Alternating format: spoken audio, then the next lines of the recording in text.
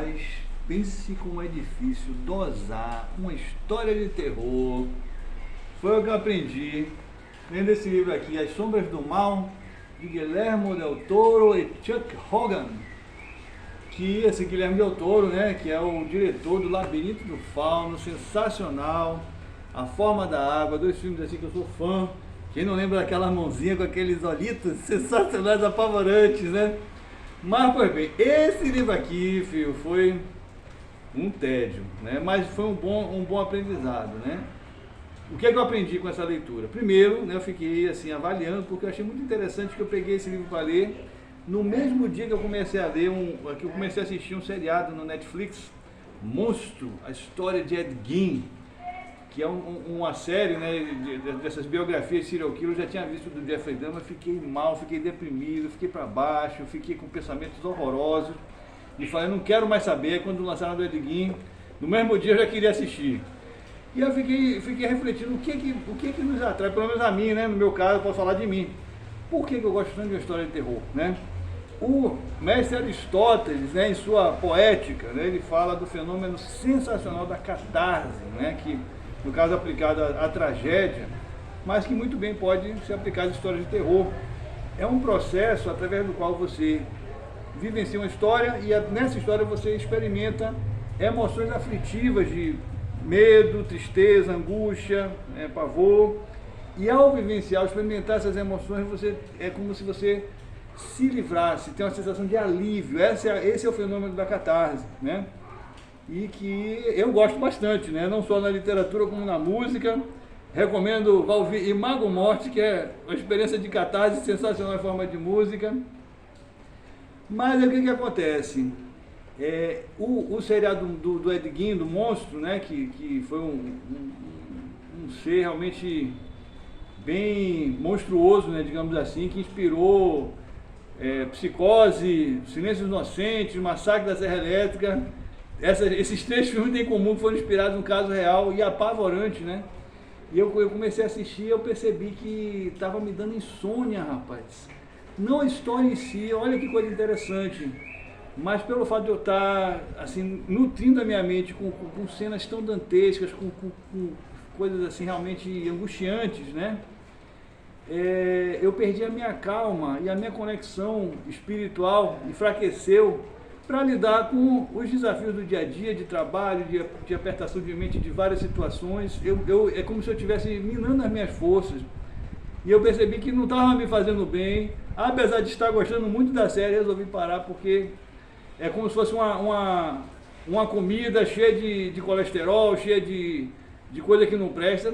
Pode ser gostosa, saborosa, mas às vezes é melhor você vai se sentir melhor se você evitar. Já no caso desse livro, foi o contrário, porque assim, eu achei uma experiência absolutamente tediosa, lastimável. Lamento que o Guilherme del Toro, tão talentoso, tenha feito uma história tão fuleira, cara, que eu tive, no finalzinho eu já estava vendo assim, ó, tá, acaba logo, vai, termina. Por quê, né? Aí a gente, são várias reflexões, né? Porque assim, a história de terror, né, eu acho muito interessante o fenômeno da história de terror, da literatura de terror, que nasceu juntamente, praticamente, né, com a história policial, né, pela mente do mesmo gênio que é Edgar Allan Poe, né, que foi, se não foi o primeiro a ter escrito histórias de terror e histórias policiais, né, de mistério, de assassinato. Ele foi o que melhor expressou inicialmente, né, foi realmente um pioneiro, né, e que deu mais ou menos a configuração dessas histórias que de lá para cá seguiram, né. E eu tenho para mim que o fato dele ter vindo pela mesma pessoa e no momento histórico que surgiu, de alguma forma isso está conectado com a transformação que nós passamos na sociedade, no mundo, a partir da Revolução Industrial e de todos os pensamentos que vieram, né, de certa forma colocando a razão acima de tudo e meio que abolindo o poder temporal da igreja, né, colocando assim a razão como a ciência, né. Então, de certa forma, o romance policial ele simboliza uma busca pela verdade, porque existe um mistério e através da razão, né, você vai usar a razão para encontrar a verdade. Já A história de terror, o que acontece? No mundo dominado pela razão, não há espaço para o mistério, né? Mas como assim? Né? A razão não elimina o mistério, então fica faltando alguma coisa.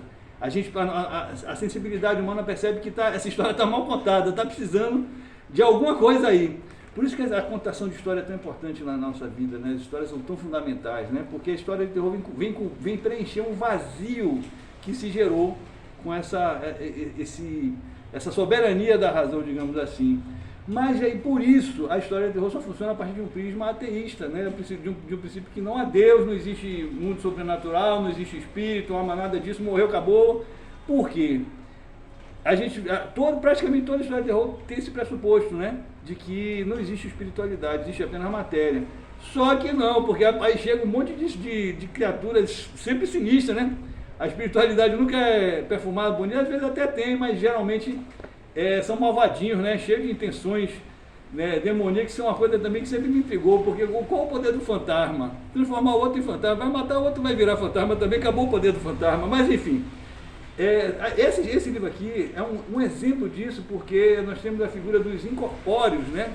Que são umas entidades que vagam pela terra possuindo, tipo, domina, aí o cara vai sair matando gente, uma desgraceira, uma coisa, aí vai matar outro, mata outro, e ele, cada vez que ele experimenta a morte, ele sente como se fosse um orgasmo, ele pula para outro, e aí você tem a galera que vai combater esses espíritos, né?